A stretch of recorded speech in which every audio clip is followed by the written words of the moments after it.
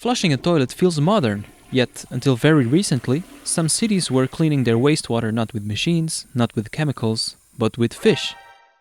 Somewhere along the way, we seem to have forgotten how to deal with our waste and started seeing it as a problem to be solved rather than a potential resource.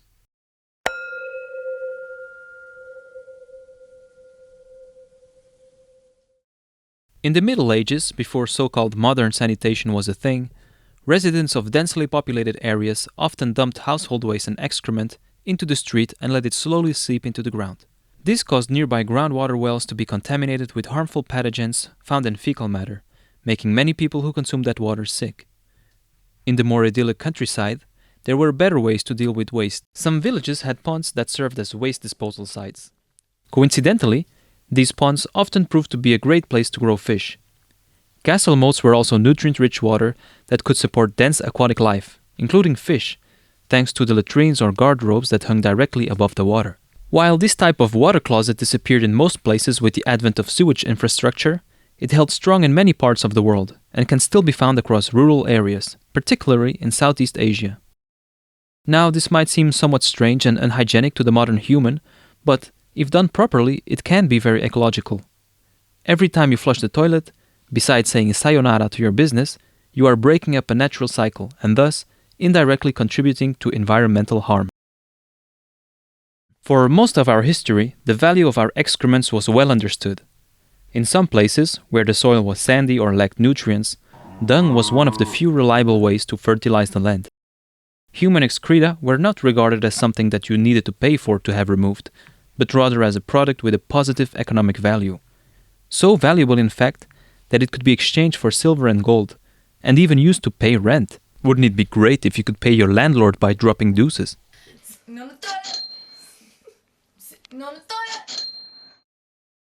Historian Susan Hanley writes that in 17th century Japan, in the city of Osaka, the rights to fecal matter from occupants of a dwelling belonged to the owner of the building, while tenants kept the rights to their urine. The droppings of 10 households paid enough to feed one person for a whole year. This market had a very positive effect on the city's cleanliness, as you might imagine, while cities like London or Paris still struggled with open waste, cesspits and polluted wells well into the early modern period. This, of course, resulted in diseases such as cholera, dysentery and typhoid affecting entire cities, something that appears to have occurred less frequently in Japan. As there was an abundance of rich soil in Europe, and farmers often relied on animal manure alone to fertilize the fields, they saw little value in human manure.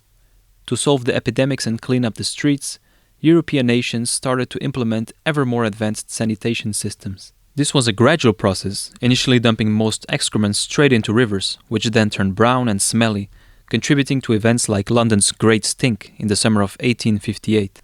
It was an unusually hot summer that year, which made the already foul-smelling Thames even worse as clouds of nauseating gases wafted over the city. By that time, many European cities had already introduced honey wagons used for collecting poop door to door, a practice that had existed for many centuries in the East. The city of Amsterdam was a pioneer and in 1870 built the Liernuurstelsel, the first large-scale public sewer. It collected solids through vacuum tubes, which were then converted into agricultural fertilizer. The system was not too dissimilar from modern-day airplane toilets, with each toilet having a flap to prevent smells from coming into the house. The major drawback was that it did not process wastewater or grey water, so in 1902 it was shut down as it was no longer viable. Gradually, the city built its current sanitation system, and de Boldoodkar, aptly named after the famous perfume brand, kept doing the rounds, and the Strontonnetjes-scheppers kept their jobs for another half a century. Eventually, improved sanitation and water treatment systems arrived all over Europe. Despite the many advantages of these systems, much of the effluent remains nutrient-rich. This causes waterways to become infested with algae, which have an abundance of nutrients to feed on. These algae, however, can end up consuming much of the available oxygen in the water, killing marine life through oxygen depletion. Modern sanitation has undeniably saved and improved millions of lives, but in the long term, it proves to be far from ideal. It is also expensive and resource-intensive. It requires large amounts of water, complex machinery, and energy, which is typically derived from fossil fuels. While modern treatment makes water generally safe, It does so at a very high energetic, ecological, and monetary cost. Furthermore, treated water can still contain trace amounts of antibiotics as well as other pharmacological contaminants, which then get mixed in with clean water. Do you ever think about the insane number of seeds that people ingest that will never find a place to sprout?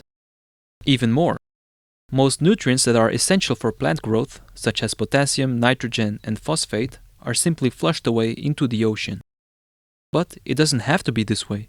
There are other ways to deal with our shit, without having to abdicate our modern comfort.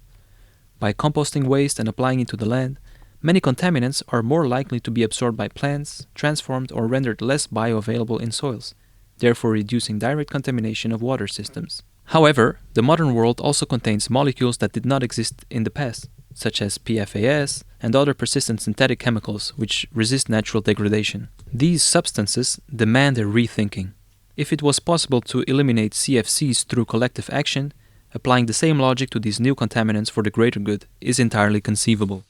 According to a 2015 report by the United Nations, the potential global energy value of human waste is estimated at around $10 billion per year, based solely on its conversion into biogas and solid fuel. This estimate does not include the value of recovered nutrients for fertilizers, which would increase the total potential value even further. Now, how do we solve all this? Expecting everyone to suddenly switch to composting toilets or outhouses is unrealistic, as it requires a major shift in daily habits. With millions of flush toilets already in place, such a transition would take decades to complete. Nonetheless, there are solutions that can be implemented today, things that have already been done successfully at scale. Take Munich, the city famous for Oktoberfest and its beer. For almost 100 years, up until the late 1990s, much of the city's wastewater was routed through large fish pond systems before being discharged back into local waterways. These were not dirty lakes, as one might think, but functioning ecological polishing systems. In those fish ponds, solids settled, nutrients were taken up by algae and plants, and fish thrived on the biological productivity. These ponds eventually received already treated water from a nearby wastewater treatment plant. This meant that the lakes were not receiving any raw sewage directly, but further purifying what was by modern standards already clean water, reducing nutrients and organic load before returning it to the environment. India's East Kolkata wetlands follow the same principle. Wastewater is deliberately distributed through an extensive network of shallow ponds and wetlands, where the same natural processes, sunlight, microbes, plants and fish, treat sewage while at the same time producing food and livelihoods. The system treats a large share of the city's wastewater to this day, demonstrating that ecosystem-based treatment can work reliably when it is designed, maintained, and socially integrated. Similar systems once existed around Hanoi in Vietnam, where, out of necessity and a lack of infrastructure, the local population developed well-functioning fish pond systems that helped keep local rivers clean while feeding the local population. Now, you might have reservations eating poop-fed fish as opposed to grass-fed beef, which sounds much more appealing. If properly managed and prepared under appropriate hygienic conditions, fish from wastewater ponds does not pose higher health risks than other aquaculture fish when properly prepared and cooked. I wouldn't eat sushi from it though. Ew. To minimize this risk even further, the fish can themselves become a food source for livestock, extending the food chain and further reducing risk for direct human consumption. What modern research tells us, and this is where Stefanakis' work on constructed wetlands becomes crucial, is that these systems do not have to be relics of the past. Constructed wetlands are now widely recognized as a viable post-treatment step following conventional wastewater plants. Like fish ponds, these systems excel at removing remaining nutrients, suspended solids, pathogens, and many organic pollutants, while consuming very little energy. Stefanakis is clear on one point. Wetlands are not a silver bullet, and they work best as part of a treatment train, especially as a final polishing stage. But when properly designed, they are robust, low-cost, and resilient. Whether consciously or not, this logic is already applied at sea in some places. Large-scale seaweed farms are deliberately placed near river mouths, where nutrient-rich water flowing from cities enters the ocean. It turns out that this is an ideal place to grow seaweed, as it grows quickly when nitrogen and phosphorus are abundant. This has the added benefit of reducing eutrophication while producing food, feed, and industrial raw materials. It is wastewater treatment by photosynthesis, a reminder that nutrients only become pollution when they are at the wrong place. The proposal to reduce water pollution is not radical at all. We can keep our existing sanitation systems, but complement them with constructed wetlands, polishing ponds, and coastal or freshwater biomass systems. Of course, these systems require land and planning, and real estate pressure is often their biggest threat. However, land assigned for this purpose can also serve as public parks, fisheries, biodiversity reserves, and flood buffers, all useful and necessary functions.